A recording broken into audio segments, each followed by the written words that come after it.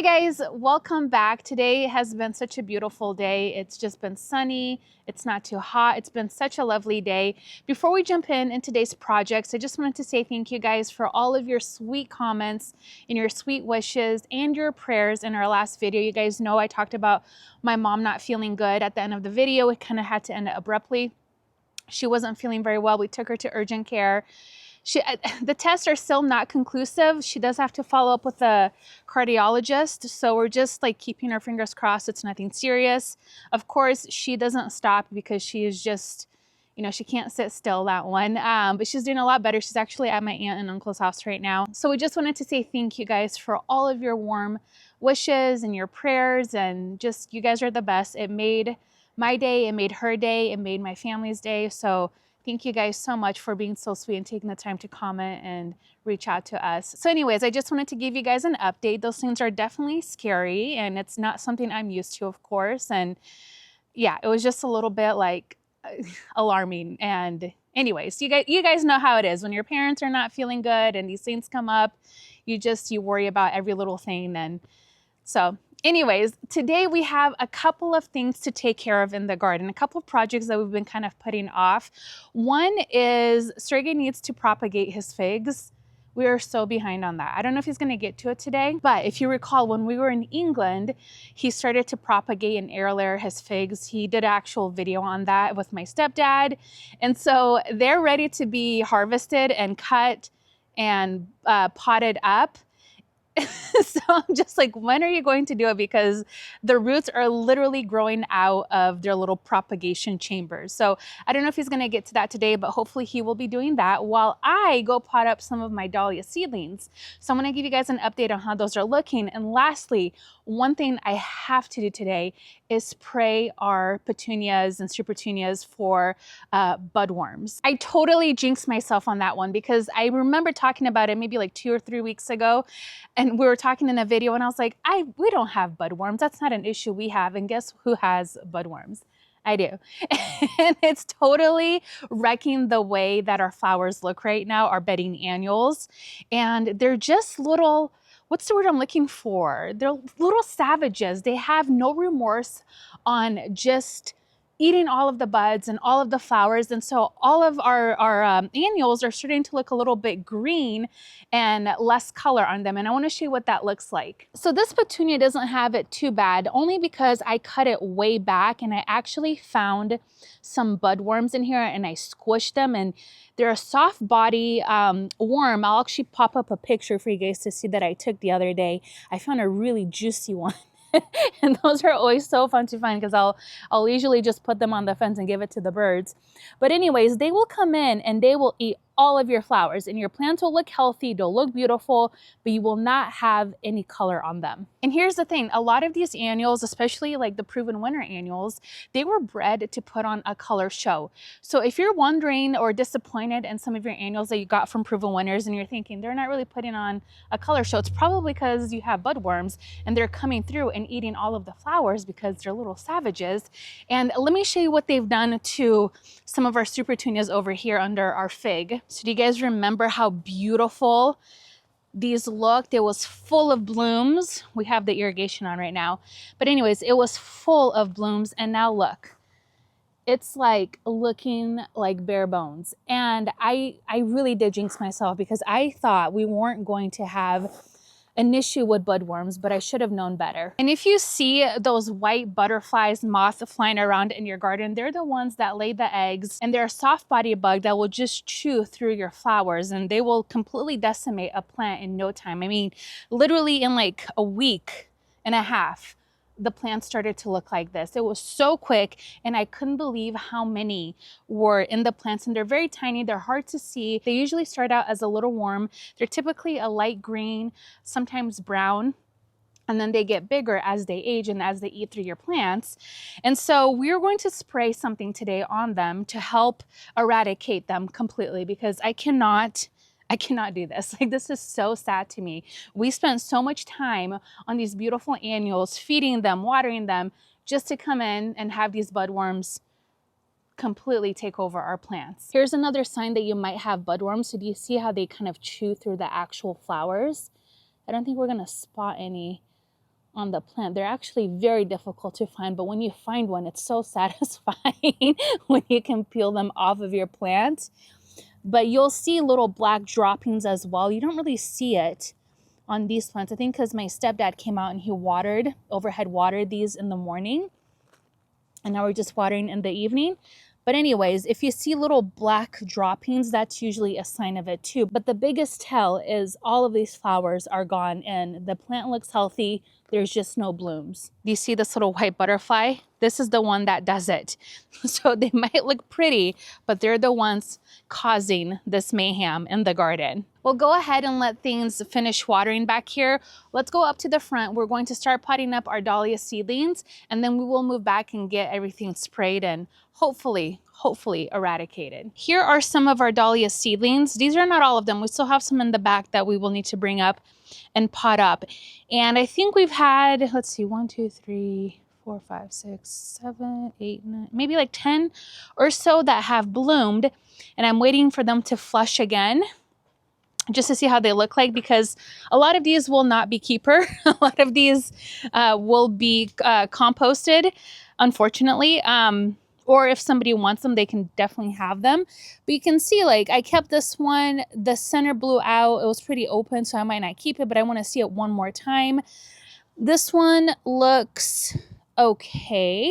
This one is very beautiful. I think this one came from Venus. So I think this one I'm actually going to plant out in the landscape. In fact, some of these that I really like are going to be going out into the landscape or in the cut flower garden, because I want to see them grow out completely and see how they are as a whole plant. This one also has some promising color. Look at that. I love the color on this one right here. It has little flecks of yellow at the tips, and I want to see this one again and see how it performs in the actual ground. So this one is also going to be planted and not potted up. And then this one, which I almost got rid of, but I don't know. I'm not a red girl.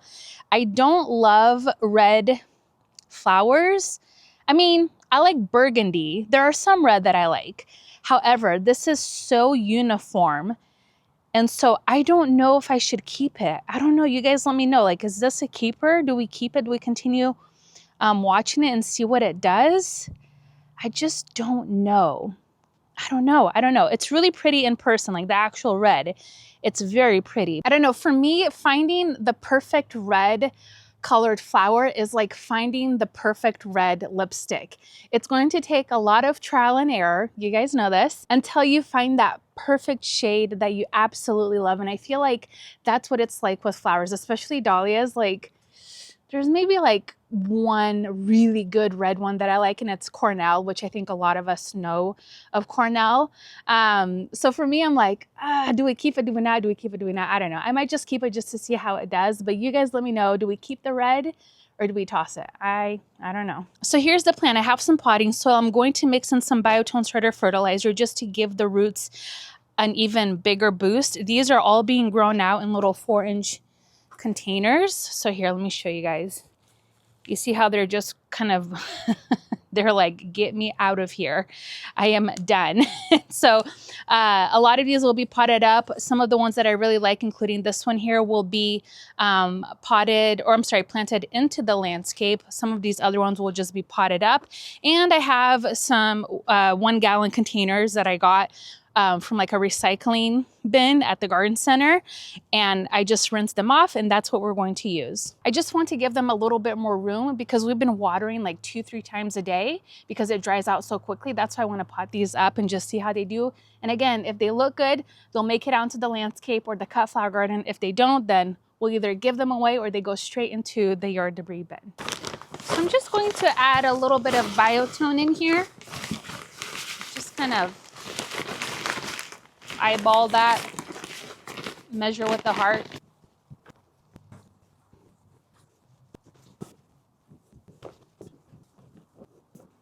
All right, that looks pretty good. And I've been fertilizing our dahlia seedlings with Bloom every 2 weeks, every 2 to 3 weeks, depending if I remember.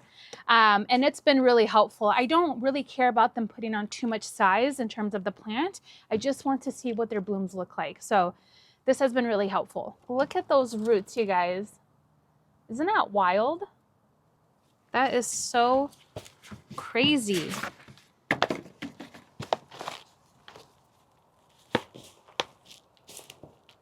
I'm just going to fill up each container. I might just pluck some of these lower leaves off right here. These little side shoots. Now remember, these are seeds that I collected from our dahlias last year, and we did a video on this, which means all of the dahlias that we're going to be seeing here are ones that we have never seen before. So we might discover something really special. We could discover the next cafe au lait, which if you think about it, that's really, really cool. And of course, I did not label these. Oh, dang it.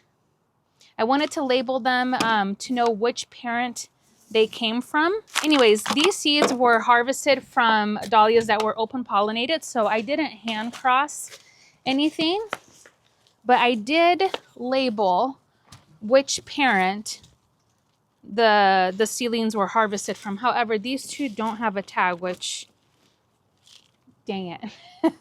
Oops. They might have come from Venus though, because I remember harvesting the majority of seeds from that one. So these are just going to be so much happier in these 1 gallon containers. And I'm just doing this in the back of my truck because I love it. I don't know what it is about doing jobs like this just in the back of the truck. It's probably because it's nice and tall. And it's just easy. So that is why we're out here.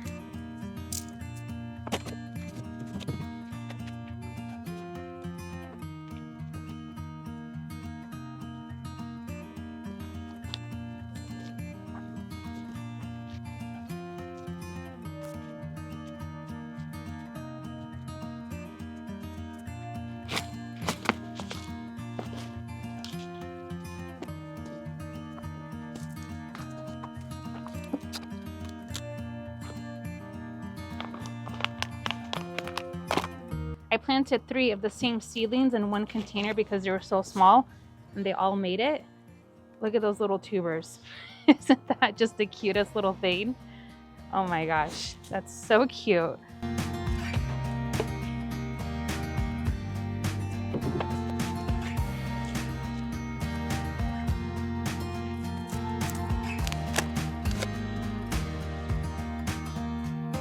So you can see I'm removing some of the leaves, and I am going to plant that a little bit deeper. So instead of being right here, it's gonna go down like that. So it'll be a sturdier plant.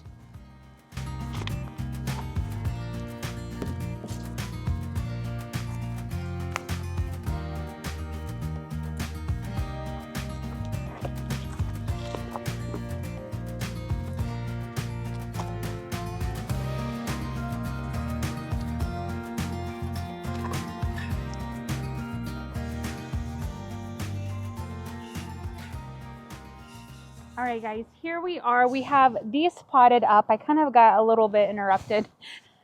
So I didn't get as far as I wanted to. I'm going to come out after dinner because I'm being summoned to come in and eat soon. So I am going to leave these here. We still have these that need to get planted out. I think these will go in the landscape. I'm going to wait about the red one. We might pot it up. We might take that one to the landscape. And then we have about 3 or 4 more trays in the back to bring up and pot up. So I will probably do that. I'll probably sneak out here after dinner and finish this off. And then I went ahead and planted these really cute begonias out here. These were practically free when I went down to the garden center the other day, and I just thought, why not? Let's just get them planted up, see what they're gonna do. These are the containers that I want to replace. We went shopping the other day at Versailles Gardens, and we got to see all of those beautiful containers together. So it's these 2 in front of the garage that we're trying to replace here soon. Well, not soon, but soonish. We would like to go ahead and get these out of here and do something else. And then in terms of these begonias, these are the nonstop mocha white or mocha white. I think mocha white. Mocha white?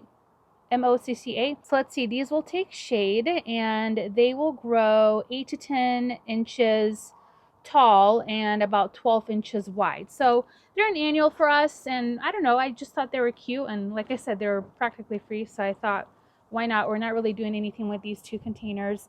The climbing, or no, I'm sorry, the tree roses out here, the Edith Darling, they're doing a lot better than they were earlier this season. They were very, I don't know, like leggy and just really disappointed in how they were looking, but they bounced back, so I just left them for now.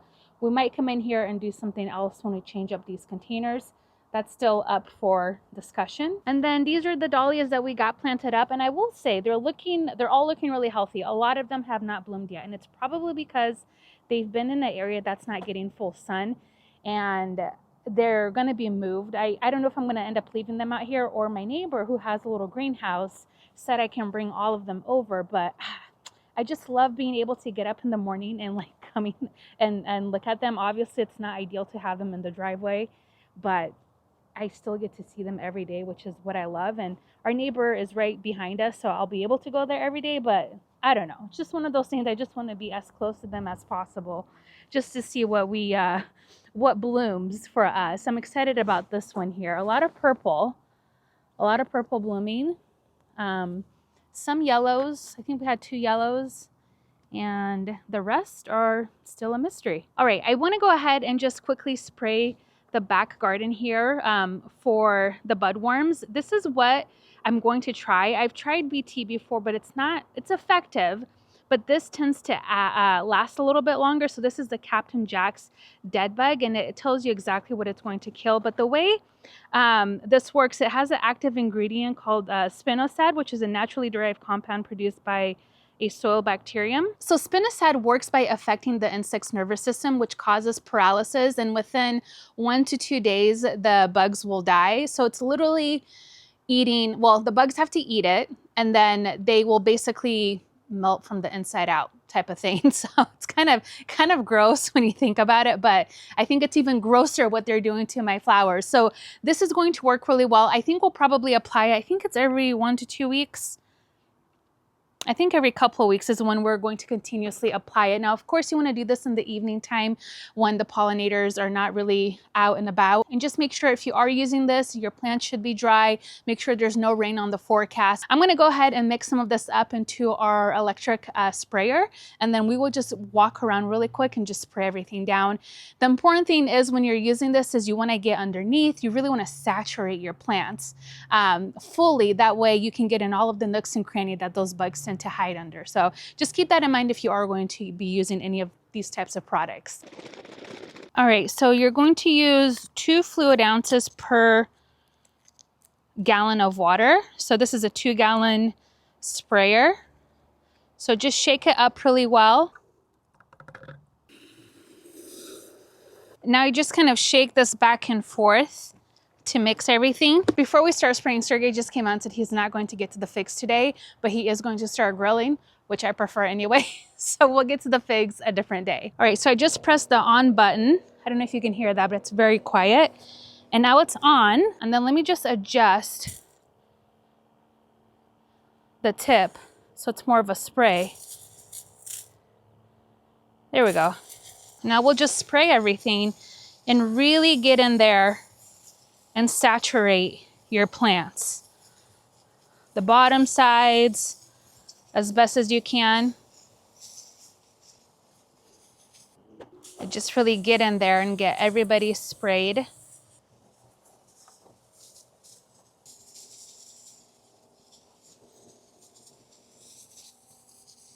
Look at this, I found a juicy one. Isn't that so gross? Look, that's what they look like. See? That's what's eating all of our flowers. Look at him. He looks so innocent, but he's not. Shame on you. Shame on you. And I already sprayed the front, so we're just working in the back today, which is nice. All right, that will wrap it up for today's projects. And I'm so happy that we got to pot up those dahlias. They're desperately wanting more room to grow, but I'm like, you have to bloom first so I can see what you look like before I transition you out into the landscape or the cut flower garden. But I do think that they're going to be so much happier now that they're potted up. We'll stay on top of spraying all of our plants just because we're getting close to the end of the season, and I want our annuals to continue performing up until fall time. I don't want to just give in to the bugs. So I'm gonna stay on a strict schedule with spraying these to make sure that we keep everything at bay. I know a lot of you guys suffer from bed bugs. Gosh, I hope not. Not bed bugs, budworms in your garden. It's just one of those things that we've had it before, but not quite as bad. And then it really just came in, like they came in with a vengeance. And I almost feel like, I don't know, I think next year when we add more bedding annuals to our garden, I'm probably going to start spraying earlier on preventatively so this doesn't happen again. It's just one of those things. I should have caught it earlier, but I didn't until I saw it and I was like, what happened? And then I'm like, the budworms came. So anyways, I hope you guys enjoyed today's video. Thank you guys so much for hanging out with me today in my garden, and I'll see you guys next time. Bye-bye.